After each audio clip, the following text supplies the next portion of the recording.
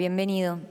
Yo le quería preguntar sobre un tema específico que surgió de la visita del presidente a Israel. O sea, hacer una reflexión primero y después la pregunta. He escuchado a varios expositores hablar de innovación, de tecnología, de lo importante que es la ciencia para el desarrollo de las naciones, de la industria, del sector agropecuario. Bueno, en la República Argentina estamos viviendo un ajuste, si lo podemos llamar así, del CONICET, del INVAP, las universidades públicas, incluso la rectora de la Universidad Nacional de Cuyo, con sede en Mendoza, de donde soy, ha dicho que tiene presupuesto para funcionar hasta el mes de mayo. Estamos viviendo, bueno, un proceso de incertidumbre en la ciencia, en la tecnología y en la educación superior nunca antes visto. Yo creo que ni en el 2001, cuando yo era estudiante de la secundaria, que tomamos todos los colegios y las universidades para que no se recorte el presupuesto, teníamos una angustia y una incertidumbre tan grande respecto a la educación superior y a la ciencia y la tecnología. Entonces, bueno, me llama la atención que postulantes, no es para que usted lo responda, sino es una reflexión, postulantes de este Poder Ejecutivo, en casi todos han alzado, digamos, o realzado la importancia de la ciencia y la tecnología y los recursos humanos de la Argentina como un valor para ponerlo en bueno, los destinos a los cuales han sido propuestos. Entonces, llamarnos a la reflexión, que nosotros, bueno, de hecho, casi 60 Nobel internacionales le han pedido al Ejecutivo Nacional que siga afianzando la ciencia y la tecnología en la Argentina por el prestigio que tiene la ciencia y la tecnología en la República Argentina. Entonces, cuando lo escuchaba usted, yo soy de la provincia de Mendoza y el manejo de los recursos del agua es un tema estratégico para nosotros. Mi papá trabajó 30 años en el Departamento General de Irrigación. El Departamento General de Irrigación, acá hay otra mendocina que no me va a dejar mentir, es un organismo constitucional, nosotros le decimos el gobernador del agua, imagínense el estatus que tiene. Y hasta la década del 70, venían israelitas a Mendoza a aprender de nosotros de cómo manejábamos el sistema de agua y de riego. Y bueno, hoy es a la inversa, por el avance tecnológico que tienen en ese estado.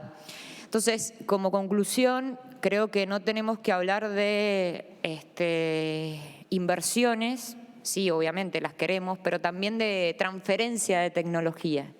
Tenemos los recursos humanos capacitados para que puedan aprender y desarrollar tecnología en la Argentina. Obviamente para eso se necesita decisión política e inversiones. La Argentina tiene el 70%, aunque no lo creamos, el 70% de su suelo árido, que necesita riego. Y el otro porcentaje, el 30%, con el cambio climático estamos viendo que, bueno, el manejo del agua también es un desafío, algo que hasta ahora no nos hemos planteado, pero las inundaciones, la sequía permanente por el cambio climático, creo que hace ver que también en las zonas que no son áridas tenemos que empezar a ver el tema del manejo del recurso hídrico desde un punto de vista tecnológico. Entonces, creo yo que la comunidad científica argentina podría aportar mucho y nos podría aportar mucho el adelanto científico que tiene Israel respecto del recurso hídrico, que es un tema para mí pendiente como política de Estado en la República Argentina. Nosotros tenemos el INA, el Instituto Nacional del Agua, que es muy prestigioso, en donde tenemos recursos humanos invaluables, pero que, bueno, necesitamos de una política de Estado más global y no tan local como hasta ahora. Eso por un lado. Y por segundo, algo que quería así consultarle es, le decía en la visita del presidente de la Nación a Israel, nos enteramos la decisión, el augurio, no sé, quiero que usted me lo aclare, de trasladar la embajada argentina a Jerusalén. Nosotros, le digo mi punto de vista y mi preocupación, y quiero saber si usted lo ve de esa misma manera. Nosotros los argentinos hemos sufrido 2 atentados que aún hoy no podemos encontrar justicia, que muchos entendemos que el conflicto al que todos queremos que haya paz, y me alegra mucho escuchar de su voz que tiene esa misión de tratar de colaborar con una paz duradera en Medio Oriente. La pregunta es el porqué de esa decisión. La segunda es que si no cree que con esa decisión nosotros entramos en un posicionamiento, digamos, dificultoso en cuanto al terrorismo internacional en la Argentina, si no nos pone en peligro a los argentinos ese posicionamiento tan, digamos, claro en cuanto a un cambio de embajada que, bueno, sabemos que solo un país del mundo lo ha hecho. Si lo han tenido en cuenta a eso, y si es real que está la decisión política de trasladar la embajada a Jerusalén, o fue un trascendido, o fue una expresión de deseos, o está la decisión, o si a usted el presidente le ha indicado que esa sea una gestión prioritaria cuando, bueno, si este Senado le da el acuerdo, la haga apenas llegue. Gracias. ¿Puedo ir al primer tema y después al segundo? Gracias. Ya me olvidé todo, ¿podés repetirme? El primer tema… Sí, genial, pero es una reflexión excelente. Es una pregunta que tiene que contestar. ¿Y estoy obligado? Obligado no, pero Está bien. veníamos con mucho Sí, obvio.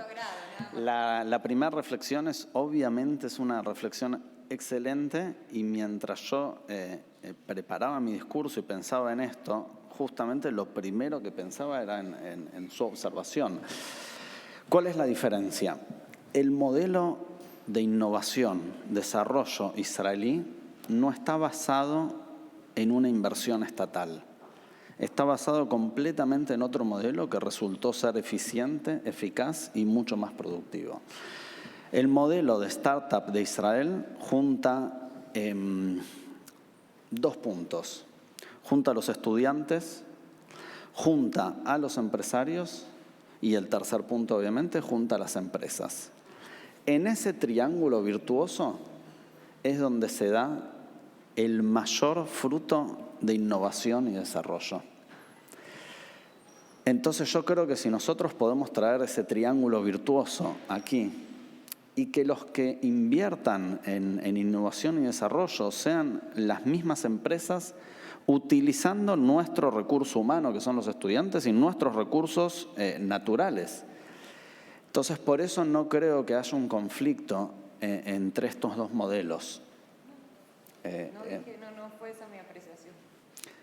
Bueno, eso es el primer punto. Mendoza tiene convenio, es una de las que ha firmado el convenio con la empresa israelita. Sí, y vemos que es muy productivo cuando la inversión de sectores privados invierten en desarrollo y en educación, potenciando a los estudiantes.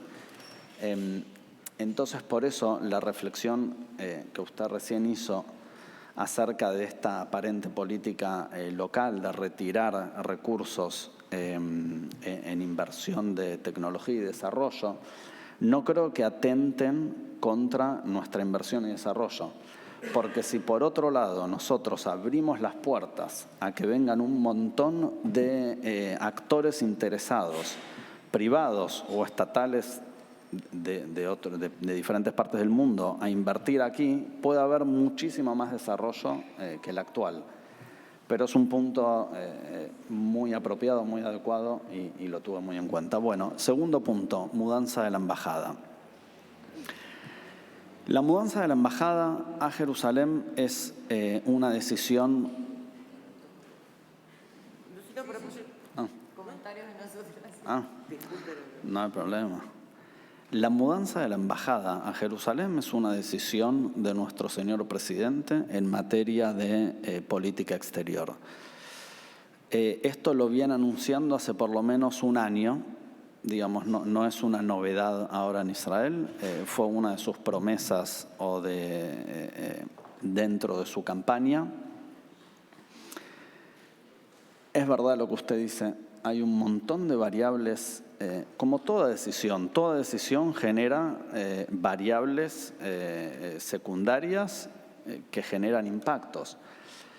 Yo estoy seguro que el señor presidente, cuando tomó esta decisión de política exterior, asesorado por expertos en el tema y en la región, tuvo en cuenta todos los impactos, todos los pros y todos los contras. Ahora, yo creo que esta mudanza no tiene que ser vista en deterioro a relaciones con otros países. De hecho, un ejemplo que tenemos es la mudanza de Estados Unidos. Y después de esa mudanza, Estados Unidos fue uno de los actores principales en poder llegar a los acuerdos de Abraham.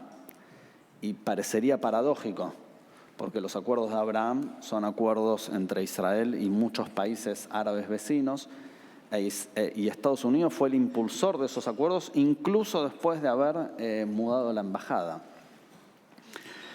Nosotros entiendo que como nación tenemos que respetar la autodeterminación de los pueblos y de las naciones.